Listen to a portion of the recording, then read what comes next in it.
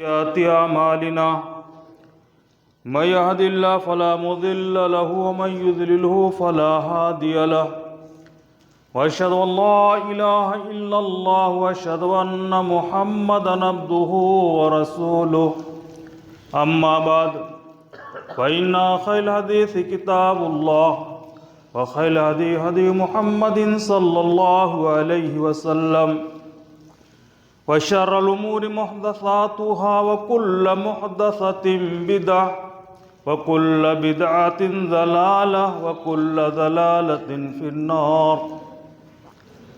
فأعوذ بالله من الشيطان الرجيم. بسم الله الرحمن الرحيم.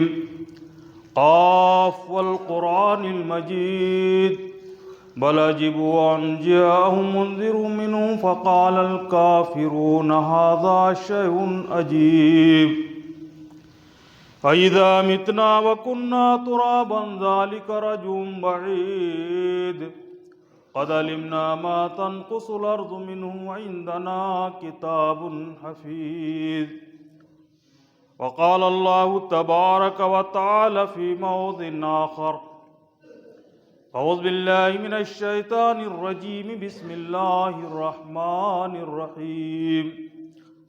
كنتم خير أمة أخرجت للناس تأمرون بالمعروف وتنهون عن المنكر وتؤمنون بالله. رب اشرح لي صدري ويسر لي أمري واحلل عقدة من لساني يفقهوا قولي. ربي زدني علما. محترم سامعین، دینی و ملی بھائیوں، عزیز بچوں، میری ماں اور بہنیں، ہر طرح کی تعریف، تسبیح و تہلیل، پاکی و کبریائی، حمد و ستائش اللہ رب العالمین کے لیے ہے، جو سارے جہان کا خالق و مالک پروردگار احکم الحاکمین ہے. ہم اللہ کی جتنی بھی تعریف، تسبیح و تہلیل، پاکی و کبریائی، حمد و ستائش بیان کریں کم ہے، کیونکہ اللہ کا ہم پر بے شمار احسانات ہیں. اللہ نے ہمیں انسان بنایا، اشرف المخلوقات بنایا، قرآن جیسی مقدس کتاب عنایت فرمایا جو ہمارے لیے ضابطۂ حیات ہے، دستور العمل ہے. اللہ کا ہم پر سب سے بڑا کرم و احسان ہے، اللہ نے ہمیں موحد بنایا، توحید پرست بنایا، ایک اللہ کی ماننے والا بنایا.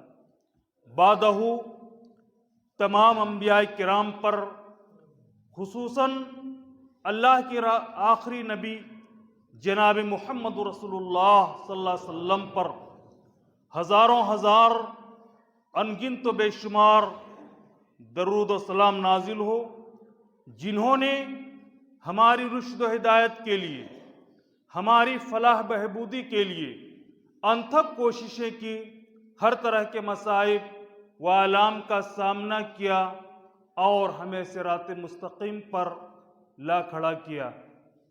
محترم سامعین، ہم اور آپ بخوبی جانتے ہیں یہ کون سا مہینہ ہے. یہ شعبان کا مہینہ ہے، اور اس کے بعد عنقریب ایک بہت ہی بابرکت متبرک مہینہ ہمارے اوپر سایہ فگن ہونے والا ہے. یہ عربی سال کا 8واں مہینہ ہے، رمضان 9واں مہینہ ہوتا ہے. اس سے پہلے جو گزر گیا وہ رجب کا مہینہ ہوتا ہے، جو 4 حرمت کے مہینوں میں سے ایک رجب بھی ہے. تو یہ شعبان کی جہاں فضیلتیں آئی ہیں، اس مہینے کے اندر ہم نے بہت سے خرافات کو بھی ایجاد کر لیا جس کا قرآن و حدیث سے کوئی ثبوت نہیں ملتا. بہرحال اللہ تعالیٰ نے ارشاد فرمایا لَقَدْ كَانَ لَكُمْ فِي رَسُولِ اللَّهِ أُسْوَةٌ حَسَنَةٌ، یعنی اللہ کے نبی صلی اللہ علیہ وسلم کا طریقہ، اللہ کے نبی صلی اللہ علیہ وسلم کا طریقہ تمہارے لیے بہترین طریقہ ہے، بہترین نمونہ ہے، بہترین آئیڈیل ہے. انہی کے نقش قدم پہ آپ چلیں گے انہی کے بتائے ہوئے طریقے پہ چلیں گے، آپ کی پیروی کریں گے، آپ کی اتباع کریں گے، جبھی ہمارے عمل قابل قبول ہوں گے، ورنہ وہ سب باطل ہے چاہے ہمیں دیکھنے اور کرنے میں کتنا بھی اچھا معلوم ہو۔ تو میں آپ کو بتانا چاہتا ہوں، اللہ نے ہمیں بہترین امت قرار دیا ہے۔ اللہ نے ارشاد فرمایا کنتم خیر امت اخرجت للناس، یعنی تم بہترین امت ہو جو لوگوں کے لیے پیدا کی گئی ہے۔ تامرون بالمعروف، کہ تم معروف کا حکم کرتے ہو اور منکر سے روکتے ہو، وتؤمنون باللہ، اور تمہارا ایمان اللہ کے اوپر ہے، تم مومن ہو۔ تو اللہ نے ہمیں بہترین امت قرار دیا ہے۔ کیوں؟ کہ ہم بھلی باتوں کا حکم کرتے ہیں۔ بھلی بات کیا ہے؟ ہر اچھی بات کا حکم کرنا۔ بلغوا عنی ولو آیا کے تحت اگرچہ ہم اور آپ ایک ہی آیت کے جانکار رہیں، ہماری ذمہ داری بنتی ہے کہ ہم دوسروں کو بھی بتانے کی کوشش کریں۔ یہ صرف علماء کی ذمہ داری نہیں ہے، ہر ایک کے اوپر ذمہ داری ہے کہ انہیں بتانے کی کوشش کریں، تب ہم کامیاب ہوں گے، کامیابی ہماری قدم چومے گی۔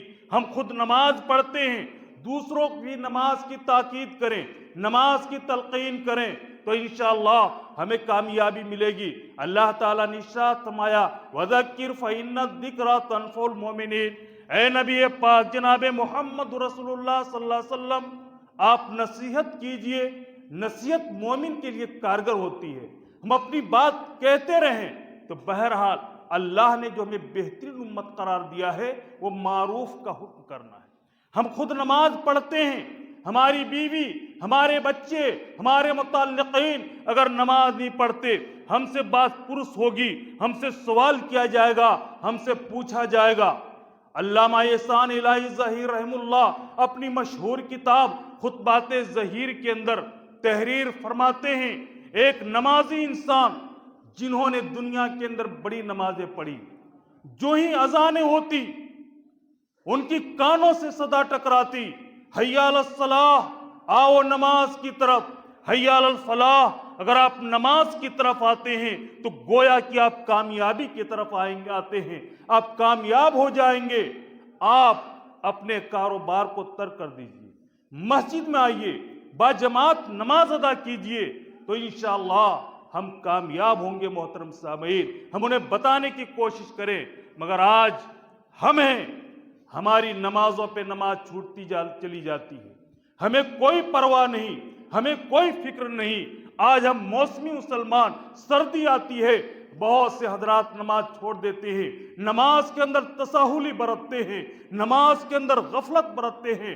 ایسے ہی نمازیوں کے لیے اللہ نے کہا فویل للمصلین، ویل ہے ایسے نمازیوں کے لیے جو اپنی نماز کے اندر سستی برتتے ہیں، اپنی نماز کے اندر غفلت برتتے ہیں۔ جب دل میں چاہا نماز پڑھ لیے اور جب دل میں چاہا چھوڑ دیے، ایسے نماز نہیں۔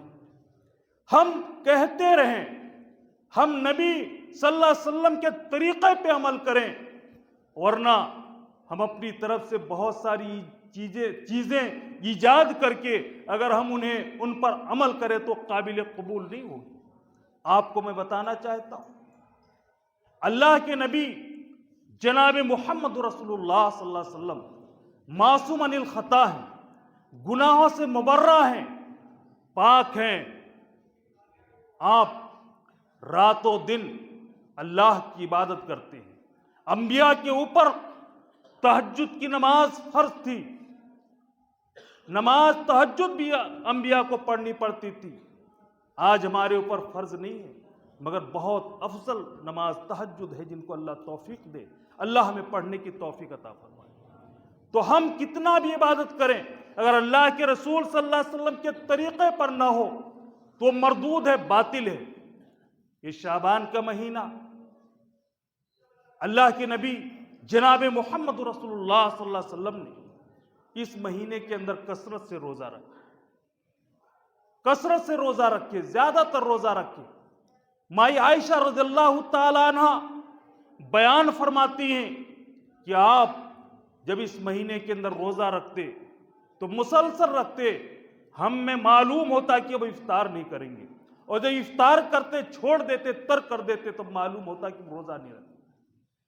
تو اس مہینے کے اندر کثرت سے روزہ رکھنا ثابت ہے آپ سے، ہم رکھ سکتے ہیں، مگر اپنی امت کے لیے آپ نے یہ بھی فرمایا کہ جو رمضان کا مہینہ ہے، جو فرض ہے، اس کے لیے آپ کے اندر نقاہت نہ آ جائے، کمزوری نہ آ جائے، اس لیے آپ روزے کو ترک کر دیجئے 15 شعبان کے بعد، اور جو رکھنا چاہتے ہیں سوموار و جمعرات کو رکھتے ہیں یا ایام 20 کے روزے رکھتے ہیں، وہ رکھنا چاہتے رکھیں گے، ان کے لیے منع نہیں ہے، مگر رسول کے طریقے سے ہٹ کر کے نہیں۔ آپ اس قدر اللہ کی عبادت کرتے تھے۔ ماں عائشہ رضی اللہ تعالیٰ عنہ بیان فرماتی ہیں کہ آپ رات کو جب قیام کرتے تھے، آپ کے پیروں میں ورم آ جاتا، سوجن آ جاتا، آپ کے پیر پھٹنے لگ جاتے، آپ رکوع کرتے کہ کتنے کافی دیر تک رکوع کے اندر رہتے، سجدے میں پڑے رہتے۔ یہ اللہ کے نبی صلی اللہ علیہ وسلم کا حال عبادت۔ ہم انہی کی امت ہیں، خیر امت ہیں، اللہ نے ہمیں خیر امت قرار دیا ہے۔ جس طرح سے اللہ نے ہمیں اشرف المخلوقات بنایا، تمام مخلوقات کے اندر سب سے بہتر بنایا، اسی طرح سے اللہ نے ہمیں خیر امت قرار دیا۔ کیوں کہ ہم لوگوں کو بتائیں تو آپ راتوں رات اللہ کی عبادت کرتے تھے۔ آپ سے پوچھا گیا، سوال کیا گیا، اے نبی پاک جناب محمد رسول اللہ صلی اللہ علیہ وسلم، اللہ نے تو آپ کی ساری گناہ اگلی پچھلی معاف کر دی، آپ کو اس قدر عبادت کرنے کی، آپ کو مشقت میں اپنے آپ کو ڈال کر کے اس قدر عبادت کرنے کی کیا ضرورت ہے؟ تو آپ نے فرمایا افلا یکون عبدا شکورا، کیا میں اللہ کا شکریہ نہ ادا کروں؟ کیا میں اللہ کا شکر گزار بندہ نہ بنوں؟ آپ اللہ کے شکریہ میں راتوں رات اللہ کی عبادت کرتے، اللہ کی ذکر میں لگے رہتے۔ ہم انہی کی امتی ہیں، خیر امت ہیں، رات دن ہم گناہوں کی بھٹی میں جلتے ہیں، ہمیں نماز پڑھنے کی، توبہ کرنے کی، ذکر و اذکار کرنے کی توفیق نہیں ہوتی۔ آج ہماری نمازیں چھوٹ رہی ہیں، کوئی پرواہ نہیں۔ اللہ کے نبی جناب محمد رسول اللہ صلی اللہ علیہ وسلم غزوہ خندق کے موقع پر خندق کھودنے میں لگے ہوئے ہیں، صحابہ کرام بھی خندق کھود رہے ہیں، بھوک سے نڈھال ہیں۔ محترم سامعین، آج ہمارے پاس کھانے پینے کی چیزیں ہیں، قربان جائیے نبی کے گھرانے پر، قربان جائیے نبی صلی اللہ علیہ وسلم کے ذات گرامی کے اوپر، آپ کے یہاں کھانے کے لیے کچھ نہیں، کچھ نہیں ہے۔ 2 مہینے ماں عائشہ بیان کرتی ہیں ہمارے گھر میں چولہا نہیں جلتا۔ آج اللہ نے میں الحمدللہ تمام چیزیں دی ہیں۔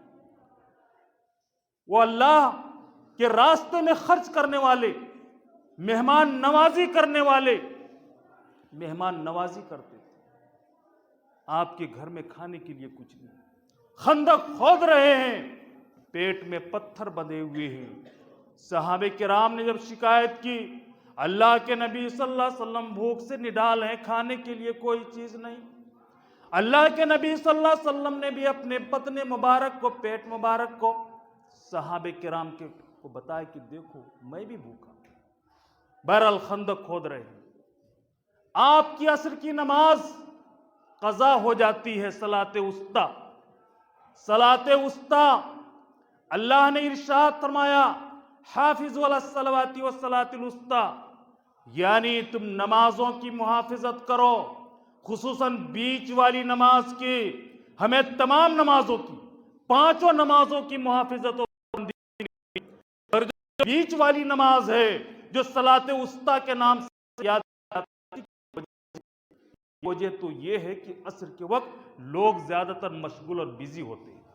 کاروباری لوگ کاروبار کے اندر، کاشتکار لوگ کاشتکاری کے اندر، مزدور لوگ مزدوری کے اندر، ٹھیکیدار لوگ ٹھیکیداری کے اندر، غرض کی سارے انسان عصر کے وقت زیادہ تر مشغول اور ایسے میں ایک مومن کی ذمہ داری بنتی ہے جب ان کی کانوں سے صدا ٹکرائے حی علی الصلاۃ، آؤ نماز کی طرف، حی علی الفلاح، اگر آپ نماز کی طرف آتے ہیں تو گویا کہ آپ کامیابی کی طرف آتے ہیں۔ آپ اپنے کام کو چند منٹ کے لیے چھوڑ دیجیے، ترک کر دیجیے، مسجد میں آئیے، باجماعت نماز ادا۔ مگر آج ہمارا حال یہ ہے ہماری کانوں سے صدائیں تو ٹکراتی ہیں حی علی الصلاح کی، مگر ہم کام میں اس قدر مشغول ہوتے ہیں، دکانداری میں اس قدر مشغول ہوتے ہیں کہ اگر ابھی چلے جائیں گے ہمارا کھوٹا ہو جائے گا، نقصان ہو جائے گا، کسٹمر چلے جائیں گے، گراہکی دکانداری نہیں ہوگی۔ یہ ہمارا توکل ہے، بھروسہ ہے۔ محترم سامعین یاد رکھو، اللہ نے جتنا لکھ دیا ہے دنیا کی ساری طاقت لگ جائے آپ کو اس سے زیادہ دلانے میں نہیں دلا سکتا، اور اللہ نے جو نہیں لکھا آپ کی قسمت میں دنیا کی ساری طاقت لگ جائے تو منع بھی نہیں کر سکتے۔ تو میں عرض کر رہا تھا، اللہ کے نبی صلی اللہ علیہ وسلم خندق کھودنے میں آپ کی عصر کی نماز قضا ہو جاتی، چھوٹی نہیں، وقت سے نہیں ادا کر پائے۔ عمر فاروق رضی اللہ تعالیٰ اللہ کے نبی صلی اللہ علیہ وسلم کے پاس آتے ہیں کہ اللہ کے نبی صلی اللہ علیہ وسلم ہماری عصر کی نماز قضا ہو گئی، چھوٹ گئی۔ اللہ کے نبی صلی اللہ علیہ وسلم نے فرمایا، اے عمر، ہماری بھی عصر کی نماز قضا ہو گئی، نہیں پڑھ پایا۔ کفار نے اس قدر مشغول کر دیا خندق کھودنے میں، عصر کی نماز قضا ہو گئی۔ آپ کی ایک نماز قضا ہونے سے اس قدر تکلیف ہوتی ہے، چھوٹی نہیں۔ طائف کے گلیوں میں نبی کا طریقہ صلی اللہ علیہ وسلم ہماری بہترین طریقہ ہے، بہترین نمونہ ہے، اس سے ہٹ کر کے ہم زندگی گزارنا چاہیں گے تو ہم کامیابی نہیں حاصل کر سکتے، کامیاب نہیں ہو سکتے۔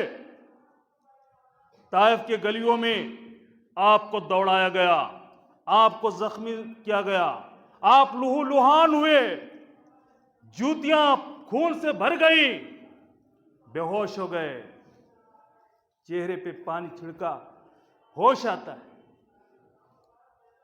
آپ کے لیے فرشتہ نازل ہوتا ہے، اے نبی پاک جناب محمد رسول اللہ صلی اللہ علیہ وسلم، ان طائف والوں نے آپ کے ساتھ گستاخی کی ہے، آپ کے ساتھ ناروا سلوک کیے ہیں، آپ کہیں ان طائف والوں کو جو پہاڑیاں ٹکرا دیا جائے، ان پہاڑیوں کے بیچ میں پیس کر کے رکھ دیے جائیں گے، جس طرح سے چکی میں گیہوں کو پیسا جاتا، آپ کا حکم ہو جائے۔ آپ نے ان کے حق میں بد دعا نہیں کی۔ اللہ نے کہا وَمَا أَرْسَلْنَاكَ إِلَّا رَحْمَةً لِلْعَالَمِينَ، اے نبی پاک جناب محمد رسول اللہ صلی اللہ علیہ وسلم، ہم نے آپ کو سارے جہان والوں کے لیے رحمت بنا کر کے بھیجا۔ آپ کسی کے لیے بد دعا نہیں کرتے، ان کے حق میں دعا کی اللہ اس قوم کو ہدایت دے، اللہ مہدی قوم فإنہم لا یعلمون، یہ میرے مرتبہ کو نہیں جانتے، بد دعا نہیں کیے۔ مگر جب عصر کی نماز آپ کی چھوٹ گئی، آپ کو اتنی تکلیف ہوتی ہے، آپ نے ان کے حق میں بد دعا کیے کہ اللہ ان کفار کے گھروں کو تو آگ سے بھر دے، قبر کو آگ سے بھر دے، جس نے مجھے صلاۃ وسطیٰ سے غافل کر دیا۔ تو محترم سامعین، اللہ کے نبی صلی اللہ علیہ وسلم کا طریقہ ہمارے لیے بہترین طریقہ ہے، ہم انہی کے نقش قدم پہ چلیں گے تب ہمیں کامیابی ملے گی، ورنہ ان سے ہٹ کر کے ہمیں کوئی کامیابی نہیں ملے گی۔ اللہ نے ہمیں بہترین امت اسی لیے قرار دیا ہے، اس طرح سے کہا تم بہترین امت ہو، منکرات سے روکتے ہو۔ منکرات کیا ہے؟ شریعت کے خلاف ہم کوئی چیز دیکھیں، ایک مومن کی ذمہ داری بنتی ہے۔ اللہ کے نبی صلی اللہ علیہ وسلم نے فرمایا طاقت ہو تو طاقت کے ذریعہ روکو، ورنہ زبان سے روکو، ورنہ دل سے برا جانو۔ ایسا نہیں کہ انہی کے ساتھ گھل مل جائیں، انہی کے ساتھ رہنے لگ جائیں، ایسا نہیں، آپ منکرات سے روکیے جہاں تک ہو سکے۔ میں آپ کو بتانا چاہتا ہوں، ہمارے صحابہ کرام، ہمارے اسلاف کرام اخیر وقت کے اندر ہوتے تھے، جاگنے کے عالم میں ہوتے تھے، بولنے کی طاقت نہیں ہے، سکت نہیں ہے، پھر بھی اگر شریعت کے خلاف کوئی چیز دیکھ لیتے تھے فوراً وہ روکنے کی کوشش کرتے تھے، وہ روکتے تھے۔ عمر بن خطاب رضی اللہ تعالیٰ عنہ کو کون نہیں جانتا؟ کتنے بڑے جلیل القدر صحابی ہیں وہ عمر، جن کی تائید میں قرآن کی کئی آیتیں نازل ہوئی، وہ عمر جن کے ایمان کے لیے اللہ کے نبی صلی اللہ علیہ وسلم نے خصوصی دعائیں کی، وہ عمر جن کے بارے میں اللہ کے نبی صلی اللہ علیہ وسلم نے فرمایا کہ اگر میرے بعد کوئی نبی ہوتے تو عمر ہوتا، مگر میں خاتمی نبیین ہوں، اب میرے بعد کوئی نبی آنے والا نہیں۔ وہی عمر رضی اللہ تعالیٰ عنہ جب مسلمانوں کے امیر بنائے جاتے ہیں، مسلمانوں کے خلیفہ بنائے جاتے ہیں، راتوں کو گلیوں میں گشت کرتے ہیں، لوگوں کے حالات کو معلوم کرتے ہیں کہ کہیں ہماری حکومت کے اندر کوئی بھوکا تو نہیں سو رہا ہے۔ پتہ چل گیا کوئی بھوکا سو رہا ہے، بے چین ہو جاتے تھے، جانتے تھے ذمہ داری ہمارے اوپر جو ڈالی گئی ہے، ہم سے سوال کیا جائے گا، ہم سے پوچھا جائے گا اس کے بارے میں۔ فوراً پتہ چل گیا کسی گھر میں چولہا نہیں جلا، بچے بھوکے ہیں، بیت المال میں آتے، غلام موجود ہوتے، کہتے راشن کی بوری، یہ آٹے کی بوری، یہ گھی اور تیل میرے کندھے پہ رکھو۔ غلام کہتے امیر المومنین ہم آپ کی خدمت کے لیے حاضر ہیں، آپ کو اس قدر پریشان ہونے کی کیا ضرورت، ہم اس بوجھ کو وہاں تک پہنچا دیں گے۔ عمر بن خطاب رضی اللہ تعالیٰ عنہ کیا جواب دیتے؟ دیکھو آج آپ میرے بوجھ کو برداشت کر لو، آخرت میں آپ میرے بوجھ کو برداشت نہیں کر سکتے، ہماری ذمہ داری۔ تاریخ شاہد ہے، چولہا جلا کر کے، کھانا پکا کر کے غریبوں مسکینوں کو کھانا کھلایا۔ تو میں بتانا چاہتا ہوں منکر سے، شریعت کے خلاف کوئی کام ہو کس طرح روکتے۔ آپ کو معلوم ہے، آپ مطالعہ کیے ہوں گے، سنے ہوں گے بارہ، عمر اس وقت جو مسلمانوں کے امیر ہوتے تھے، مسلمانوں کے خلیفہ ہوتے تھے، مسلمانوں کے امام بھی ہوتے تھے، 5 وقتہ آ کر کے مصلی پہ نمازیں پڑھاتے۔ آج ہم ہیں، کوئی معمولی سی وحدہ مل جائے، معمولی سی منصب مل جائے، ذرا دنیاوی ہمارے عیش و آرام کی چیزیں ہمارے پاس ہو جائے، کتنے لوگ ہیں اللہ کو بھول جاتے ہیں، نمازوں سے غفلت برتنے لگ جاتے ہیں، نماز پڑھانا درکنار، نماز پڑھتے نہیں، لوگ ان سے ملنا چاہیں گے نہیں مل پائیں گے، صاحب بزی ہیں، مشغول ہیں، بھی نہیں مل سکتے۔ عمر بن خطاب رضی اللہ تعالیٰ عنہ فجر کی نماز پڑھانے کے لیے مصلی پہ کھڑے ہیں، نماز پڑھا رہے ہیں۔ ایک مجوسی جن کا نام فیروز تھا، ابو لولو ان کا تخلص تھا، مغیرہ بن شعبہ رضی اللہ تعالیٰ عنہ کے غلام تھے، آپ کے پاس کوئی فیصلہ لے کر کے آئے، کوئی قضیہ لے کر کے آئے، آپ نے جو فیصلہ فرمایا صحیح فرمایا، مگر چونکہ مجوسی تھا، آتش پرست تھا، آپ کے فیصلے سے ناراض ہو گیا، دل کے اندر بغض رکھ لیا، اور کان قریب میں عمر کو سبق سکھاؤں گا۔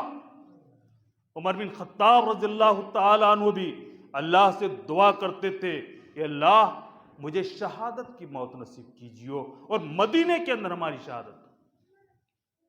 فجر کی نماز پڑھا رہے مصلی پہ، اور فیروز مجوسی زہر آلود خنجر لے کر کے آتا ہے، اے نماز کی حالت میں آپ کے اوپر حملہ کر دیتا ہے، کئی وار کرتا ہے، ایک وار ایک زخم ناف کے نیچے لگا، بہت گہرا زخم ہے، آپ کو دودھ وغیرہ پلایا گیا، زخموں سے باہر آ گیا، ڈاکٹروں نے، طبیبوں نے، حکیموں نے آپ کو مشورہ دیا، امیر المومنین آپ کا زخم بہت گہرا ہے، آپ کو آرام کی ضرورت ہے، آپ کسی سے بات چیت نہ کریں، آپ آرام کریں۔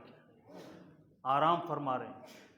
صحابہ کرام کی جماعت آپ کی عادت کے لیے آتی ہے، آپ کی بیمار پرسی کے لیے آتی ہے، آپ کی تیمارداری کے لیے آتی ہے، آپ لیٹے ہوئے آرام فرما رہے ہیں۔ انہی میں ایک نوجوان ہے، آج ہمارے نوجوانوں کے اندر یہ چیز عام ہے، پر اللہ کے نزدیک بہت معیوب چیز ہے۔ وہ کیا ہے؟ اپنی لنگی، پینٹ، پائجامے کو ٹخنے سے نیچے گھسیٹ کر کے چلنا، تکبر سے۔ یہ بہت معیوب چیز ہے اللہ کے نزدیک، مگر معلوم نہیں ہمارے نوجوان کیا اپنی شان جوان مردی سمجھتے ہیں، یا اپنے لیے کیا توافق برتری کا سامان سمجھتے ہیں کہ اکثر کی آج پینٹ وغیرہ ٹخنے سے نیچے ہوتے، گھسیٹتے ہوئے چلتے ہیں، کوئی پرواہ نہیں۔ مسجد میں آتے نماز میں جلدی جلدی اوپر چڑھانے لگتے ہیں۔ یہ نماز مسجد کے باہر کیا وہ نیچے رکھنا اپنی پینٹ لنگی کو کیا جائز ہو جاتا ہے؟ نہیں، ہمیشہ اوپر رکھنا ہے۔ آج یہ حدیث ہم سنتے ہیں، ہمارے کانوں کے اندر جیو تک نہیں رینگتی، انبیاء کے بعد سب سے بہترین انسان ابو بکر صدیق رضی اللہ تعالیٰ عنہ ہوئے، جو عشر مبشرہ میں سے ہیں۔ کئی موقع پر آپ کو جنت کی بشارت دی گئی، آپ کو بتایا گیا ایک شخص ہوں گے، جنت کے 8 دروازے ہیں، 8 دروازوں سے ان کو بلایا جائے گا، تمام دروازے سے جہاں سے چاہیں گے انٹری کر لیں گے، داخل نو انٹری کہیں سی۔ کہ خوش نصیب انسان کون ہے جن کے لیے جنت کے تمام دروازے کھلے ہوں گے؟ اللہ کے نبی صلی اللہ علیہ وسلم نے فرمایا ابو بکر وہ تم ہی ہو۔ یہ حدیث سن کر کے گھبرا گئے کہ اللہ کے نبی صلی اللہ علیہ وسلم کہا جو جان بوجھ کر کے اپنی لنگی پین کو ٹخنے سے نیچے گھسیٹتے ہیں وہ جہنم کی آگ میں گھسیٹتا ہے، اللہ ہمیں جہنم کے عذاب سے محفوظ فرمائے۔ تو اس کے بعد کہا ابو بکر اللہ کے نبی صلی اللہ علیہ وسلم میں بہت کوشش کرتا ہوں پھر بھی ہماری لنگی ٹخنے سے نیچے ہو جاتی ہے، کیا میں تو ان میں سے نہیں ہوں؟ کہے تم ان میں سے نہیں ہو۔ اس حدیث سے ثابت ہوا کسی کی مجبوری ہے کوشش کرتا نیچے، مگر جن کی کوئی مجبوری نہیں انہیں اوپر رکھنا ہے۔ بہرحال وہ نوجوان آپ کی عادت کے لیے آئے، ٹخنے سے نیچے ان کی ازار ہے، آپ نے آنکھیں کھولی، اشارے سے بلاتے ہیں نوجوان آپ ادھر آئیے، آپ کی ازار جو ٹخنے سے نیچے ہے اسے اوپر کر لیجئے۔ صحابہ کرام کی جماعت نے عرض کیا اے امیر المومنین، آپ کو ڈاکٹروں نے بولنے سے منع کیا ہے، آپ کو آرام کا مشورہ دیا ہے، آپ کو اس قدر پریشان ہو کر کے اپنے آپ کو مشقت میں ڈال کر کے انہیں منع کرنے کی کیا ضرورت تھی؟ انہیں ہم بھی کہہ سکتے تھے اے نوجوان اپنی ازار کو اپ رکھنے سے اوپر کر لیجئے۔ تو عمر بن خطاب رضی اللہ تعالیٰ عنہ نے کیا جواب دیا؟ اے صحابہ کی جماعت آپ گواہ رہیے، ابھی میں زندہ ہوں، میرے ہوش و درست ہے، ایک منکر چیز کو میں نے اپنی آنکھوں سے دیکھ لیا ہے، اگر آج میں انہیں منع نہ کروں کل دن قیامت کے اللہ مجھ سے پوچھے گا، مجھ سے سوال کرے گا اے عمر تیرے سامنے ایک نوجوان اپنی ازار کو ٹخنے سے نیچے گھسیٹ کر چل رہا تھا، تو نے منع کیوں نہیں کیا؟ تو میں اللہ کو جواب کیا دوں گا؟ یہ ہے منکرات سے روکنا محترم صاحب۔ تو اللہ نے بہترین امت قرار دی۔ تو محترم سامعین یہ شعبان کا مہینہ ہے، اس کے بعد بہت ہی بابرکت مہینہ ہمارے اوپر سایہ فگن ہونے والا ہے، سایہ ڈالنے والا ہے۔ اللہ کے نبی صلی اللہ علیہ وسلم نے اس مہینے کے اندر کثرت سے روزے رکھے۔ جب آپ سے پوچھا گیا کہ اللہ کے رسول صلی اللہ علیہ وسلم آپ اس مہینے میں کثرت سے روزہ رکھتے اس کی وجہ کیا ہے؟ دیکھو بندوں کے اعمال اللہ کے دربار میں شعبان میں پیش کی جاتے ہیں، ویسے روزانہ ظہر و عصر کے بیچ میں، ہفتے میں، مہینے میں، سال میں بھی نیکیاں پیش کی جاتی ہیں، اور میری آرزو ہوتی ہے، تمنا چاہت ہوتی ہے جب میری نیکیاں اللہ کے دربار پیش کی جائے تو میں روزہ کی حالت میں، اس لیے آپ کثرت سے روزہ رکھتے تھے۔ اور دوسری چیز کہا کہ شعبان کے تعلق سے روزہ رکھنا، 15ویں شعبان کو شب بیداری کرنا، یہ ثابت نہیں کہ کوئی خاص کرنا، آپ ہمیشہ جاگتے ہیں اللہ کی عبادت کرتے کوئی بات نہیں، مگر ایک دن خاص کر لینا یہ نبی کا طریقہ نہیں ہے، نبی کا اسوہ نہیں ہے، اور نبی کے طریقے سے ہٹ کر کے ہم کام کریں گے وہ قابل قبول۔ اس لیے منکرات سے، شریعت کے خلاف یہ کام ہے تو آپ روکیے، منع کیجیے۔ آج شب برات کو لوگوں نے کہا یہ مردے کی عید ہے، مردے گھروں میں آتے ہیں، اللہ تعالیٰ فرماتا ہے جو اس دنیا سے چلے گئے واپس نہیں آئے، وہ کہتے مردے آتے، مردوں کی عید ہے، ان کے لیے جو اپنی زندگی میں کھانا پسند کرتے تھے وہ سب چیزیں رکھی جاتی ہیں، چراغاں کیا جاتا ہے، لائٹیں جلائی جاتی ہیں، اور حلوہ وغیرہ بناتے ہیں جن کا شریعت سے کوئی تعلق نہیں، فضول خرچی کرتے، پٹاخے چھوڑتے ہیں، آتش بازی کرتے ہیں، یہ نبی کا طریقہ نہیں ہے، اسی سے ہمیں روکنا ہے، منع کرنا ہے، تو ہم خیر امت کہلانے کے حقدار ہوں گے۔ اور فضول خرچی کرتے ہیں، اسراف کرتے ہیں، اللہ نے کہا ان المبذرین کانوا اخوان الشیاطین، یہ تبذیر کرنے والے، ایک ہوتا فضول خرچی اور ایک تبذیر۔ فضول خرچی یہ ہے کہ آدمی کو ایک روپیہ کی ضرورت ہے، وہاں 2 روپے 1.5 روپے لگا، اس کی کوئی ضرورت نہیں، وہ آدمی ہے تدبیر، انہیں کو شیطان کی بھائی کہا ہے۔ آپ چراغاں نہیں کریں گے، اس کی کوئی ضرورت نہیں، پٹاخے نہیں کریں گے، کوئی ضرورت نہیں، ٹھنڈیاں اور کیا کہتے ہیں وہ سب آپ بینر نہیں لگائیں گے، کوئی ضرورت نہیں۔ یہ تبذیر ایسے لوگوں کا اس شیطان کے بھائی ہے۔ آپ تبذیر سے بچیے، فضول خرچی سے بچیے، اس لیے اللہ نے کہا لقد کان لکم فی رسول اللہ اسوۃ حسنہ، اللہ کے رسول صلی اللہ علیہ وسلم کا طریقہ تمہارے لیے بہترین طریقہ ہے، بہترین نمونہ ہے، اس سے ہٹ کر کے اگر زندگی گزارو گے تو تم کامیاب نہیں ہو سکتے۔ اور تؤمنون باللہ، تمہارا ایمان اللہ کے اوپر ہے، تم مومن ہو، ایمان بہت بڑی دولت ہے، بغیر ایمان کے اللہ کے کوئی نیکی قابل قبول نہیں ہے۔ اگر بغیر ایمان کے کوئی نیکی قابل قبول ہوتی تو اس کے سب سے زیادہ مستحق ابو طالب ہوتے۔ آپ کو معلوم ابو طالب اللہ کے نبی صلی اللہ علیہ وسلم کے چچا ہیں، آپ کا ہر طرح سے ساتھ دیا، شیب ابی طالب کے اندر صحابہ کرام محصور کر دیے گئے، 3 سالوں تک ظلم و ستم کی چکی میں پیستے رہے، جنگل کی پتیاں کھانے تک صحابہ کرام مجبور ہو گئے، سوکھے چمڑے کو پانی میں بھگو کر کے چوستے تھے۔ ایسے حالات میں ابو طالب نے آپ کا ساتھ دیا، مگر ایمان نہ لانے کی وجہ سے وہ بھی جہنم سے نہیں بچ سکے۔ کہا ہاں ابو طالب نے آپ کا بہت ساتھ دیا، اس کی وجہ سے جہنم میں ان کو ہلکا عذاب دیا جائے گا۔ اور ہلکا عذاب کیا ہے؟ کہا ان کے پیروں میں جہنم کی آگ کی جوتی پہنائی جائے گی، جن کی وجہ سے ان کا دماغ اس طرح پکے گا اور کھولے گا، جس طرح سے ہانڈی میں جب پانی رکھ دیجئے جوش مارتا ہے، اس طرح ان کا دماغ کھولے گا اور پکے گا اور سوچے گا سب سے بڑے عذاب کے اندر میں ہی مبتلا ہوں۔ یہ ہے جہنم کا سب سے ہلکا عذاب۔ اللہ ہمیں جہنم کے عذاب سے محفوظ فرمائے۔ تو محترم سامعین، ہم اللہ کے رسول صلی اللہ علیہ وسلم کے طریقہ پہ زندگی گزاریں گے جب ہی ہم کامیاب ہو سکتے ہیں۔ ہم جہاں شریعت کے خلاف کوئی چیز دیکھیں روکنے کی کوشش کریں، بھلی باتوں کا حکم کریں۔ اور اس کے بعد جو رمضان کا مہینہ آ رہا ہے اس کے لیے اللہ کے نبی صلی اللہ علیہ وسلم نے فرمایا اس مہینے کی تیاری کرو، جہاں 1 فرض ادا کریں گے 70 فرائض کا ثواب ملے گا۔ نیکیوں کو اللہ تعالیٰ بڑھا دیتا ہے۔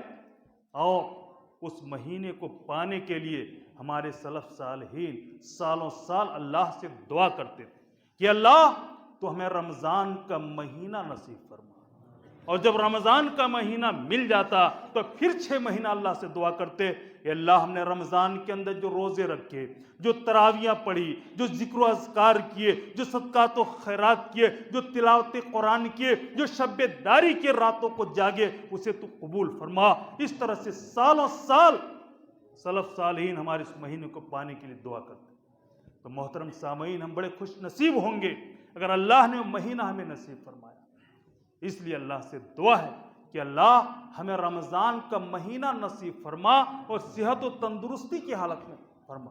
اگر ہم بیمار ہوں، مانچے میں پڑے ہوں، تو مہینہ مل جائے، ہم روزہ نہ رکھ سکیں، عبادات نہ کر سکیں تو پھر کیا فائدہ؟ اس لیے صحت و تندرستی کی حالت۔ ہمارے کتنے بھائی گزشتہ رمضان میں ہمارے ساتھ تھے، روزہ رکھتے تھے، تراویاں پڑھتے تھے، ہمارے ساتھ راتوں کو جاگتے تھے، آج نہیں ہیں، یا ابھی جو باقی ہیں 15-18 دن جو بھی ہیں، کتنے ہیں، ہو سکتا ہے نہ ہو۔ تو اس لیے اللہ سے دعا کرے اللہ ہمیں مہینہ نصیب فرما، اور اللہ سے دعا ہے کہ اللہ ہمیں بھلی باتوں کے حکم کرنے کی توفیق عطا فرما، اے اللہ تمہیں منکرات سے روکنے کی توفیق عطا فرما، اے اللہ ہمارے اندر ایمان کامل عطا فرما، اے اللہ ہمیں اللہ کے رسول صلی اللہ علیہ وسلم کی سنت کے مطابق زندگی گزارنے کی توفیق عطا فرما، اور جو ہم خرافات اور بدعات جو اس مہینے کے اندر کرتے ہیں اللہ تو اسے ہمیں محفوظ فرما، اے اللہ تمہاری عبادتوں کو قبول فرما، اے اللہ تمہاری مساجد مدارس کی حفاظت فرما، اے اللہ تو دین اسلام کی حفاظت فرما، اے اللہ ہمارے بھائی جہاں بھی پریشان کیے جا رہے ہیں اے اللہ تو ان کی ہر طرح سے مدد فرما، اے اللہ ہمیں اپنے بچوں کو ہمیں دینی تعلیم دلانے کی توفیق عطا فرما، عالم حافظ قاری بنانے کی توفیق عطا فرما، اپنی بچیوں کو عالمہ بنانے کی توفیق عطا فرما، اے اللہ ہمارا خاتمہ ہو تو اسلام کی حالت میں ہو، اے اللہ تمہیں کفر کی موت سے بچا لیجیو، آمین تقبل یا رب العالمین۔ بارک اللہ لنا لکم فی القرآن العظیم ونفعني وإياكم الآيات والذكر الحكيم إنه تعالى جواد كريم الرؤوف الرحيم.